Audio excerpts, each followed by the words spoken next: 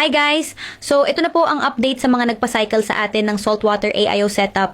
Gusto lang namin ipakita yung progress para alam ng mga clients natin kung nasaan na ang status ng setup. Unang tank na ipapakita ko sa inyo ngayon ay itong 21 galon na setup na siya. May complete filtration na. At ngayon ay under nitrogen cycle process na. Ibig sabihin, nagsimula na ang natural biological process kung saan dumadami ang mga beneficial bacteria na tumutuloy para masala ang ammonia at nitrate na super toxic sa mga isda. Sa cycling process, wala munang isda. Ang goal ay patakbuhin ang system gamit ang fishless method para siguradong stable na bago pa namin lagyan ng livestock. Ito naman second tank, isang 14 na galon na AIO setup na may back filtration. So kung isa ka sa mga nagpa-cycle sa amin, don't worry, we're keeping an eye on each setup.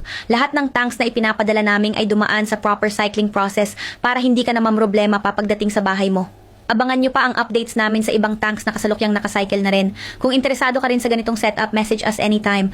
Aqualife Gift Sets PH, where your saltwater journey begins.